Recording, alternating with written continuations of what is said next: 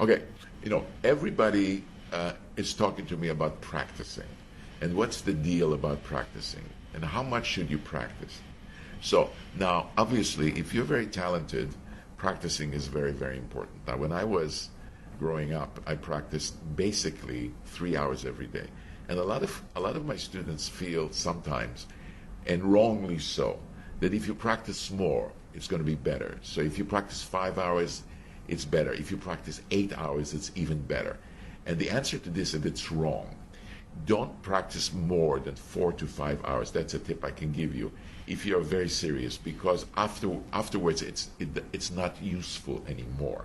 The body doesn't absorb any more stuff. As a matter of fact, you can cause yourself having little physical problems with your wrist and so on and so forth. So I would say 4 to 5 hours for ambitious fiddle players, yes. And as I said, personally, 3 hours was fine. Number two, when you practice, it has to be slow. You cannot practice impatiently. Putting in the time of practicing is not enough. I would rather practice with your head for 2 hours than somebody else just mindlessly for 8, because that doesn't work. So I can tell you that if you want to practice really correctly, number one, slowly. Number two, have an agenda. Why do you want to practice? Make sure that you practice in small sections. You want to make sure that you don't repeat anything without actually hearing what you're doing. Because when you repeat certain things, and for example, let's say that you practice something for the bow, and you keep repeating it, and then you're playing it slightly out of tune, then you're actually practicing to play out of tune.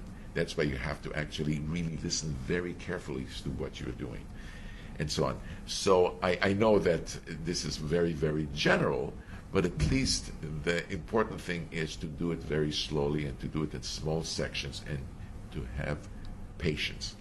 If something sounds great on Monday and it does not sound so good on Tuesday, don't give up. It means that it's not yet there.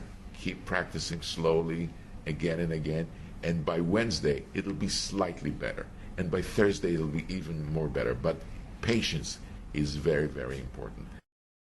Let's talk a little bit about nerves. Nerves. You can't get rid of nerves, really.